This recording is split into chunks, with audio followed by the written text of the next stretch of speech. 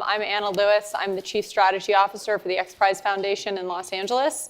And I'm thrilled to be here with these ladies. I can also hear myself, and that's helpful. Today, brands and businesses are increasingly entering conversations around controversial topics, such as politics, race, immigration, and human rights. We're here today to talk about, is that a problem? Okay, great. So I'll redo. And first of all, it's wonderful to be on a panel with all women. So just wanted to share that. But I'm Sarika Garg. I'm the Chief Strategy Officer at Tradeshift. And this is a really interesting topic. We're seeing more and more businesses actually creating, having a point of view and talking about it. We just saw the Gillette ad come out, which went viral, about their point of view of what's going on. And when you think about, is it a problem or not, it's something, I've actually, for the last week, been thinking a lot about that. And I think it actually is not a problem. It's actually a great idea and great that businesses are standing up and taking a stance. Because there's a real void, when as our politics and the world is getting shaken up, it is important for new leaders to emerge, and businesses are becoming those leaders who are standing up. But I think the one thing that's really important for me is it shouldn't be at the surface. So it can't be a branding or an advertising initiative. This has to be something which goes way deeper. It really is about businesses having a conscience. Mm-hmm. Hi, I am Haley Romer. I'm the publisher and chief revenue officer for The Atlantic, and I'm thrilled to be here today, and in particular to talk about this subject because I spend a lot of time with colleagues and people within the industry talking about this very subject. Mm-hmm. Mm-hmm. And obviously we're seeing a lot of companies step in and address a lot of the issues that we're dealing with societally today.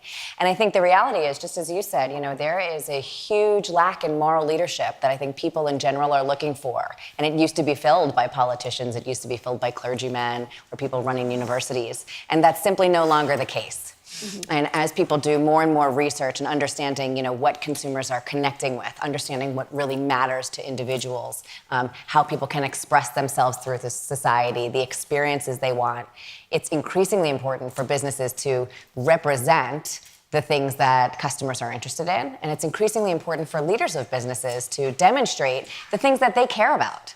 The danger there can be if a business is not necessarily true to who they are, or if they try to step in on an issue that doesn't seem relevant to their business. That's where you can kind of see it go wrong. But I think for the most part, it's really incumbent upon business leaders to express how they feel or show how they can help make progress on issues where we really do need a lot of progress today. Hi, I love actually being part of this panel. I'm Claudia Roman Edelman. I am the founder of We're All Human Foundation, and I work for the World Economic Forum and the United Nations and a number of charity, non-for-profit organizations over the last 20 years, trying actually to insert in corporations the notion of purpose. And I think that today, to ask if it's a problem is absolutely not a problem. It's not only great news, but it's the last call. The call started, actually that train started departing about 10 years ago. And if you're a brand and that's not totally purpose-led, you're going to be left behind and you're going to kiss goodbye your customers, because there is no way in the world that consumers are going to be buying from having a choice between two brands of one that has no heart, no intention, and one that is really aligned to what you believe. Because today, according actually to the Edelman Trust Barometer, 57% of every consumer in the world is buying with their beliefs or voting with their hearts. It's 90% of everyone that we know outside that has said, I would actually make a purchase choice based on whether a brand is up to my values or not.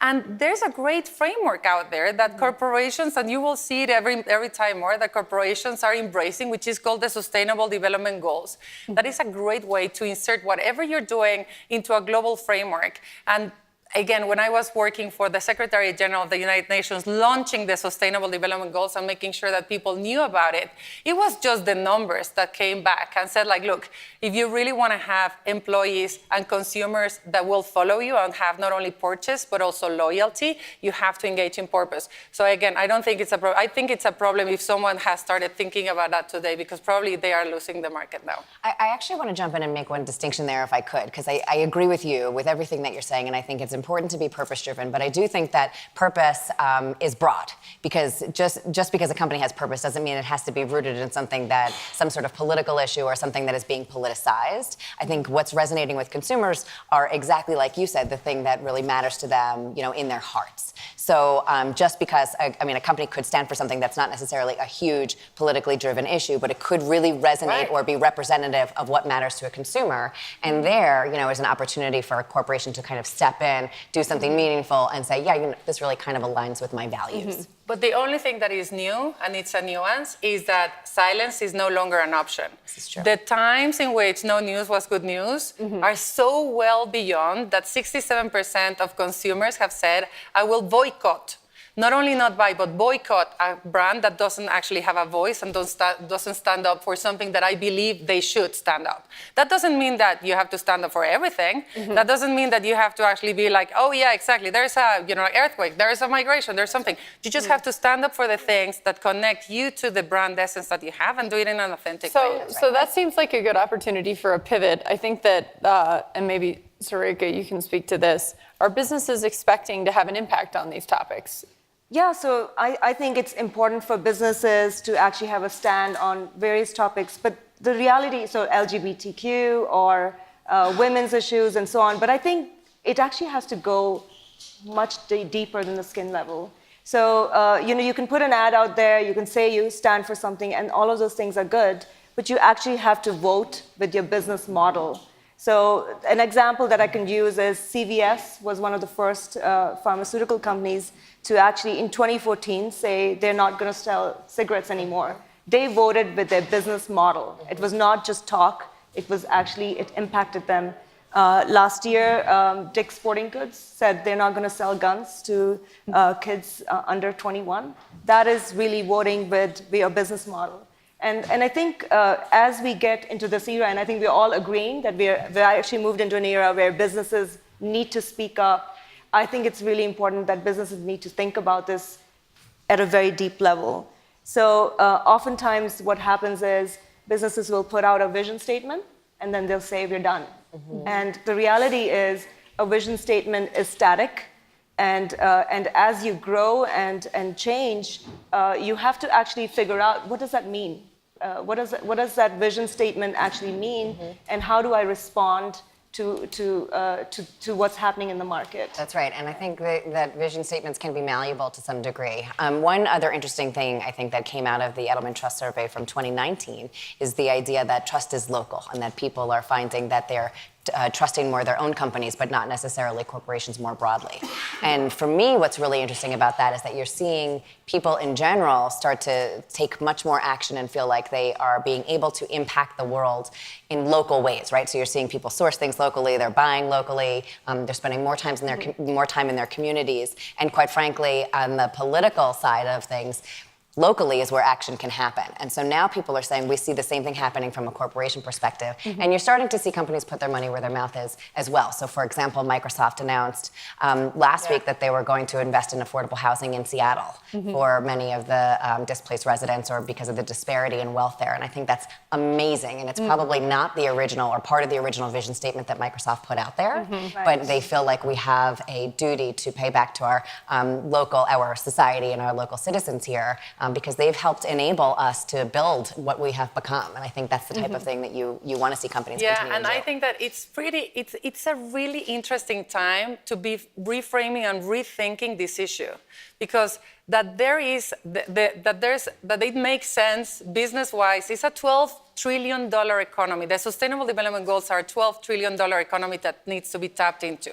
According to Kantar, Over 12 years, the valuation growth of a company that has purpose is 175% growth as opposed to 70% of a company that doesn't have an express purpose. So there's no doubt that the business is there.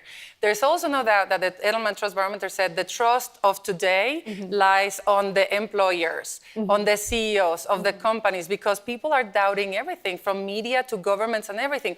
But watch out, because business expectations like if you really want your CEO to solve climate change, you're absolutely drinking Kool-Aid. There's no way that a company as big as they are can solve a $12 trillion problem.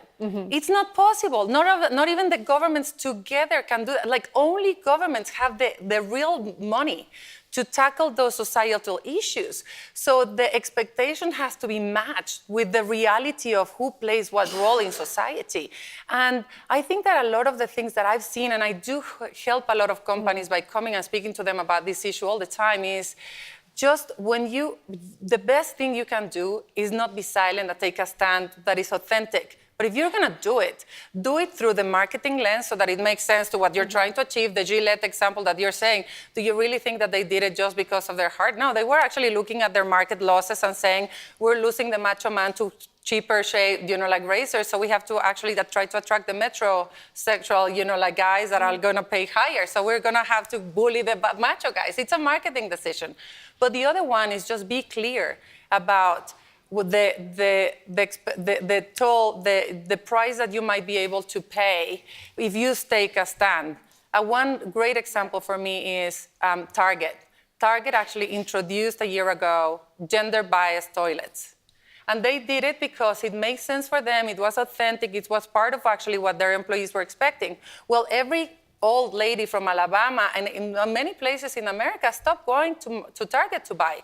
They didn't think of the backlash of taking a stand ahead of time, and they had to actually react with that crisis. So I think that brands have to be by far more sophisticated today about how to stand up to what, knowing what the consequences are, and how to deal with the, So I think that it has to be thoughtful, and sometimes it may be okay to have the backlash, but at least you actually have taken a stance on an issue. So when Dick's Sporting Goods actually said that they won't sell guns to 21 and below, actually there was a lot of backlash, but it's okay. And they can actually... You just need to know it ahead of time. Yes, you just need absolutely. to know that it makes marketing sense So you need to actually think through what you're saying and what it's going to mean. To that end, speaking of the backlash, how much of that activity is authentic, right? Like, is this about marketing the brand and elevating a larger narrative that your company benefits from? Or are these companies willing to take a risk, right, to really do something meaningful? So like at Tradeshift, we are actually a relatively small company, but we're a technology company. Small but loud. Well, our vision is we are connecting all the companies of the world. And one of the things that we understand is when you connect companies of the world, really amazing and interesting things happen. You start leveling the playing field, and you actually empower a lot of people who actually did not even have the chance to get business or grow their business. What we are very, very conscious of is that when you start connecting companies of the world, bad things can happen too. And one of the things that we can't even predict it today. It's a little bit like Facebook. Like, could you really predict what was going to happen over there? And they probably could not. But one of the things that we have committed to is, as we go through the years and get larger and larger, and we see the impact of what we're doing happening, we're going to respond to it, and we will take the negative consequences and take some hard calls if we have to. I want to kind of add to that, or maybe more head-on respond to your question, just in the sense that I would say last night I was with the head of corporate affairs for a major pharmaceutical company, and she was talking about how if an issue arises that may make sense for them to jump in on, what they do is weigh the cost of silence and also weigh the cost of jumping in. Because if the cost of silence is going to be greater than that of contributing to the conversation, even if there are business risks, they decide they're going to jump in on something. But again, it has to be authentic to who the company is and representative of the values that they have. The other thing I would say is you mentioned, interestingly, that a lot of this is a marketing issue, and in fact, it can be. And the role of the chief marketing officer has evolved now so much in that they have to think it's partially my job to help inform the CEO and the leaders of this company and everything that we do and stand for, and think about the ways in which we're going to engage in these conversations. They now have to not simply drive perception of the brand through a marketing lens, but think about the ripple effect of all of these other things, which they were not necessarily previously responsible for. So it's a broadening of that role as much as the CEO role, I would say, too. Yeah, just like on the authentic part, if I may. So one, just to finish the story of Target, the grandmother did come back to Target after all. You know, like they actually went away from Target for 6 months. They came back as customers. So it actually That's great. But So make no mistake, authenticity is the key. People are not stupid anymore, and they see it as as employees. 2/3 of every millennial has said, I'll take a paycheck cut in order to work with a company that has a heart, and also, you know, like they are going as customers as well, just buying into that principle. But it has to be something that is really true. I work on Hispanic issues in America, the 59 million Hispanic, invisible, the best kept secret for all of you that have never, you know, like imagine that they are the muscle of the growth of the American economy, and they're like the bad hombres, perceived as the bad hombres, and they will nevertheless, you know, like we feel as Hispanics that every corporation has seen the numbers and they're like, ding, we're gonna go after your wallet. But we're not gonna let the wallet, you know, like we're not gonna open the wallet as easily if you don't engage in our growth, in our, you know, like in our future, in our education, in skilling us and training us. So actually tomorrow I'm launching here the Hispanic Promise, which is a way for corporations to show their desire and their intention to empower and advance Hispanics in the workforce. Because in order to access the promise of Hispanics, you have to make a promise for Hispanics so that really the roof can stand still. Because again, the consumer of the future the consumer of today and the future, and the employer of today and the future is looking for an authentic connection that will allow them to grow, not only to be, you know, like accessing their wallet. Well said. I want to come back to something that Haley touched on. How do business leaders decide when to take a stand? Is it LGBTQ? Is it race discrimination?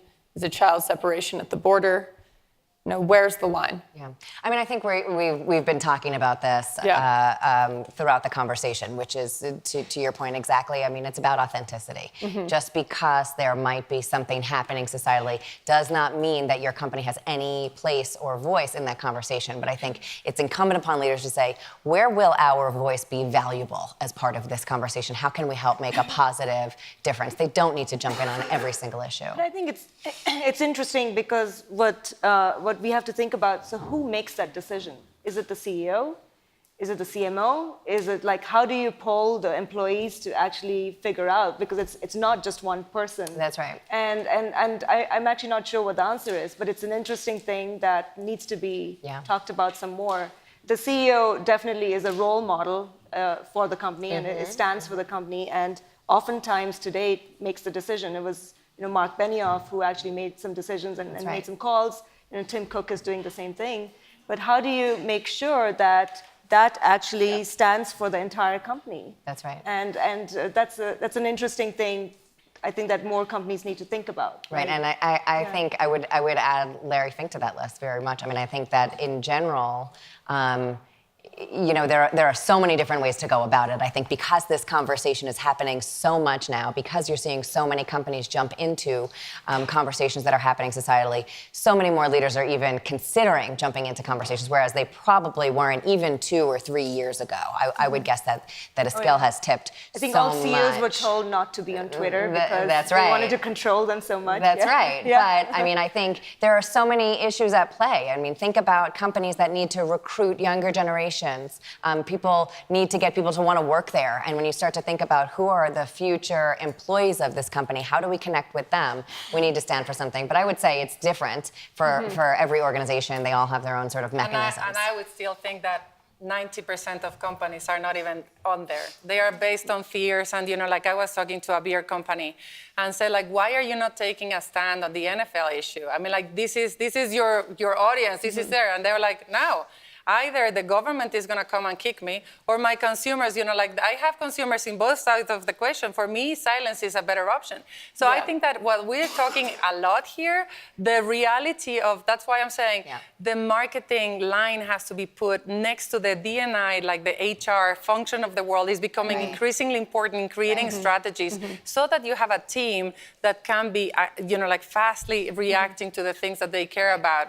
Right. And again, the SDGs are a great framework, so I would invite everyone that is like fear, everyone that is scared out there, just take a look at the SDGs. You don't have to be political or you don't have to be controversial to take a stand. You don't have to say, because I am for migration, it means that I don't understand the fear of the person that lives in Texas that is scared of the migrants because she cannot find bread in her store anymore because now it's full of tortillas. Right. I mean, in reality, you have to be respectful of that tension and say, like, I stand for here, but I understand you might have a different point of view, and we need to actually accept So guys, I'd love to go ahead. Sorry, if I can just add, it's almost what you're saying to me is, it's almost unpacking that vision statement that was written and figuring out what does it really mean for the company, right?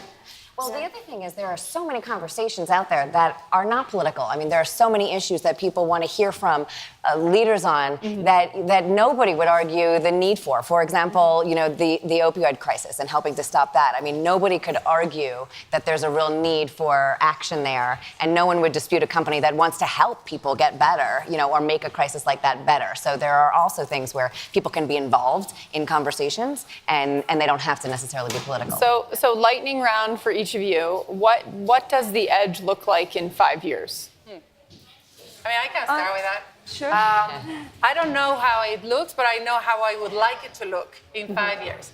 In 5 years, I would like to have a world that exactly follows the same trajectory of the cigarette, which was super hot, super sexy to be the Marlboro guy, smoking in the plane, having the lady with the long gloves, making the, like the perfect O's with her smoke, being the absolute desirable society, to today actually being legally punished and not able to do it and socially unacceptable. I want to see the same about racism and discrimination. I want to have a world that moves from tolerance to acceptance, a world in 5 years where every company is saying the world is already diverse. I will commit to make it inclusive so that we can really achieve equity. That's the world I want to see in 5 years. How could you take that from me? I was going to say a much more inclusive world, because there's no question that diversity exists and people understand the need for greater diversity. But I think what inclusion will do is allow corporations to shape the narrative as people start to have diversity and inclusion officers of their companies. They will have give people amongst the ranks places to go, people to be a resource for, to have their voices heard. And as their voices are heard and they are more taken into account throughout the corporation, the leaders will be much more representative of the population of the company. And this should just in general broaden conversations and make people feel much more welcome in conversations, much more a part of conversations, and like they and their companies are actually taking action and making a positive difference in the world. So I love what you said. I think 5 years from now, what I would like to see is just like, when we connect with people, we connect with them because they have a point of view, they stand for something, and you connect with that. And every business needs to actually create who they are and what they stand for, their persona. So it's a much more complete sort of almost person. The company needs to become a person who you can relate to, or you can hate, or you can love, and I would love to see more and more companies really committing to that and going. They will have to, otherwise they will die actually, because of the world we're moving into with the millennials wanting to work for companies with a purpose and consumers wanting to buy from companies with a purpose. So yeah.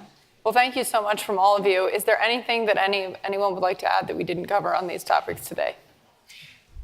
The world is browner, more feminine, and with a bigger heart than ever before. So I hope that everyone else embraces that and celebrates the progress that we're making. We have a lot to do, but we're doing great. That's right. Absolutely. Thank you.